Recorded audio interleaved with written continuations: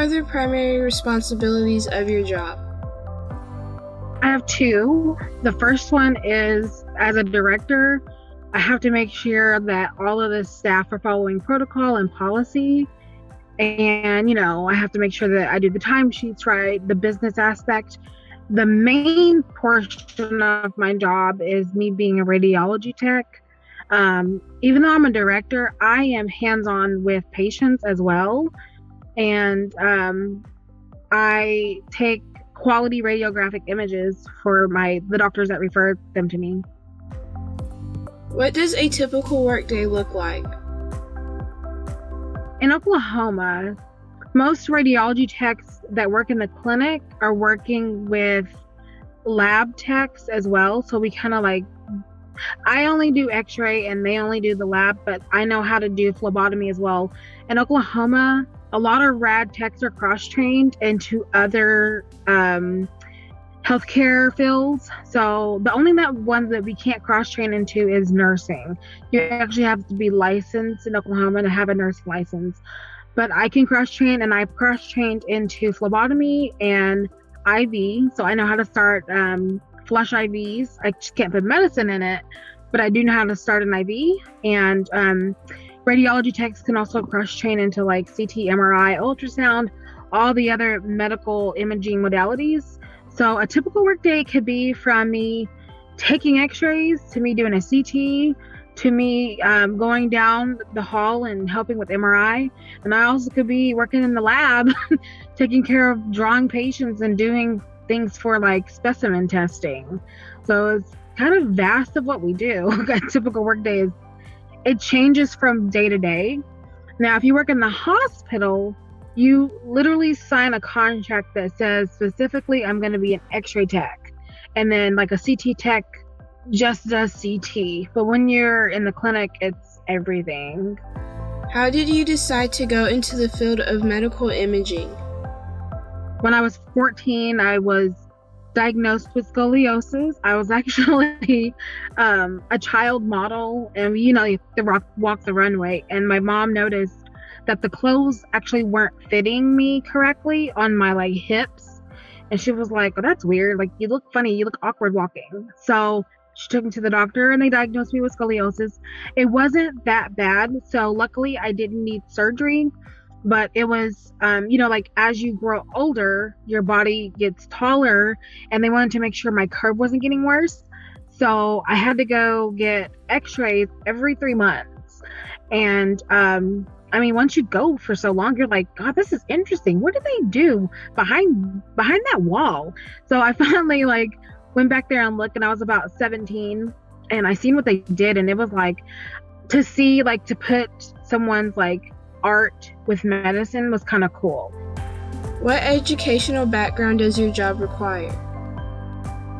So you can go in straight out of high school and go to a trade school or a community college. So you just need a high school diploma or a GED. I decided to take the baccalaureate route, and I got my bachelor's degree. So for me, I knew I wanted to get my bachelor's degree because my mentor told me that there's so many different routes that you can take. You don't have to be just your standard radiology tech. You can get into education, and then you can get into the business aspect. So I chose to, of course, graduate from high school. And while I was in high school, I took concurrent classes at the University of Science and Arts, or you can go to OCCC and take concurrent classes. And so I made sure to take specific classes that could put me into a radiology program at any university I wanted to go to. I made sure to take algebra, physics, anatomy and physiology, but you need to make sure because I'm an online educator. So one of the main things is that they look for is honestly a high GPA, because radiology school is really competitive. It's kind of crazy how competitive it is. They need a lot of nurses, but they don't need a lot of radiology techs. So usually most radiology schools, a A college GPA needs to be at least a 3.5, but a high school GPA needs to be between a 3.0 and a 3.3. The higher your GPA, the more likely you're going to be a candidate for an interview to get into the radiology program. What would you see as the most challenging aspect of your job? Some of the challenging parts of the job are you work independently, and as laid back as my job is, and I love that part about it, and sometimes we do get a little bit bored because it is so laid back. One of the major challenges is that you work independently, so you have to know how to do things by yourself. If a trauma comes into the ER, usually you're the only one with the nurse and a doctor picking up. If sometimes people are like really heavy, you have to pick patients up on your own, and we only have a cassette and an x-ray portable machine, and that's all you have. So you really have to know how to do all your technique, how to place the patient properly, because doctors are very picky when it comes to not over radiating their patients, which we completely understand. So the only challenging part sometimes is dealing with like trauma patients. What is the most enjoyable part of your job? Taking care of the patients.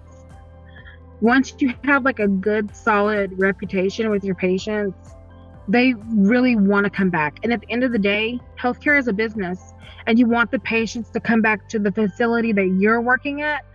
One, so that you get a paycheck, and two, so that you have a good reputation as a person that reflects on you in your career. What advice would you give to students who might be interested in your career field?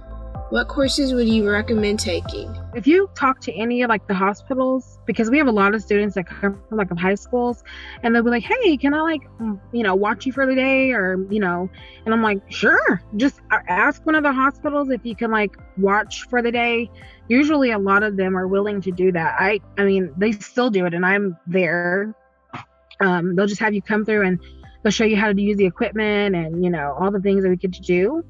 As far as courses that you need to take, I was kind of one of those. I knew what I wanted to do, so I had already asked. I had already known what college I wanted to go to and what university I wanted to go to, so I knew what classes to take. Do your research. When you type in radiology tech programs, make sure that you look at the specific course requirements. And you can take them in high school. Like, it's perfectly fine to take those in high school and get them knocked out of the way. I do know that anatomy and physiology and physics are very important. You need high grades. You need a minimum of a B to just be accepted into the radiology programs. What are recommendations for other careers in your field? So radiology sciences. My bachelor's degree is radiologic sciences, and I have certifications in radiology, CT. I can also work in MRI. I haven't got my registry for that. Usually everything that you work in, you have to get a registry, and once you have a registry, you can work independently. I don't have a registry for MRI, but I can still do it. So you have X-ray, you have CT, you have MRI, you have ultrasound, you have nuke med, radiation therapy. You can be a radiology nurse. You can get into education, which typically you want a master's degree to do that, and then a doctorate, just so that you can be a professor. But there's so much that you can do with the field that I'm in. Like I said, you can work in a clinic, you can work in the hospital. There's a million different types of modalities that we have. They're even creating more as we're thinking right now. There's interventional, you can work in the cath lab. The list goes on, and we do pretty well. As far as our salary, we're pretty comfortable. How does your job relate to electromagnetic radiation? Of the electromagnetic field, we use photons. Those are man-made, created photons. So you have the sun, which is natural, and then we use actually photon. It was created by some really old people, and they're called Rankins. His name was Rankin, and we measure by Rankins, and it comes out as a photon. So our radiation is weird, but it's man-made. What type of radiation do you encounter with the equipment that you use? It's called a photon. It's created when you have a high kilovoltage and you have a low amount of amperages or a high amount of amperages, depending on what images they're looking for. And when it shoots out, it creates photons. Photons shoot through the body and they create scatter, and the scatter ends up on the plate, which that's the little board that you're against. And the photons go through the plate, through your body, through the plate, and they end up on this, it's called a silver cast, and it creates silver. We see black and white, but it's called a grayscale. And I mean, once you become a rad tech, you understand what all that means, but that's how it works. What are the advantages and disadvantages, positive and negative effects of those tools? So when I first started out, it was a disadvantage because you had dark room. I'm sure people have heard about, the sliding door, everything has to be dark when you take the film in there. So now I don't have to do that. I had to do that for about 7 years. So in the past, 3 to 4 years, all of the hospitals have upgraded to what's called digital imaging. So everything pops up really quick, and it's usually in a good grayscale. We have the ability to change our contrast, which is the color of the image, so you can see anomalies like cancer cells or broken bones a whole lot better. So the advantage is having the ability to do something fast and not having to run back and forth into a dark room where there's spiders, and we have the smelliest chemicals that they reek so bad. And it's like literally taking, like in some of the movies you see them dipping the pictures in the films and hang them up on the wall.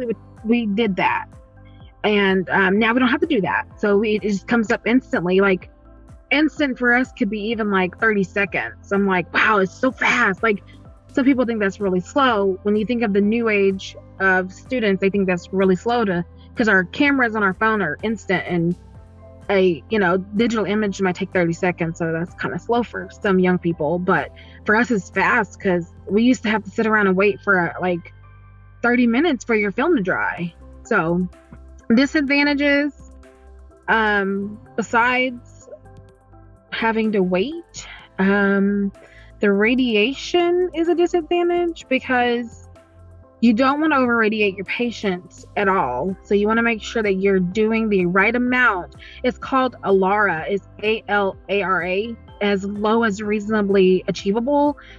As low amount of radiation, but making sure you get enough radiation through the patient to get a quality image. What are the required safety equipment that you utilize, and why are they important to have? All radiology rooms have lead walls.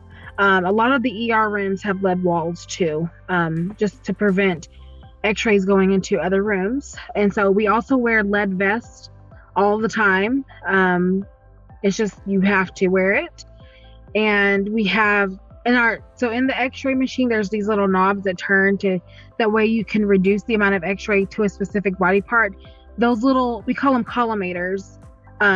They have lead in them. So literally our job is to make sure there's lead everywhere we are. Lead is major. And the second one is we have what's called a dosimeter. It captures how much dosage we are in as we are in the room. Being a radiology tech, you're around radiation 24/7. So we wear them up here on our collar.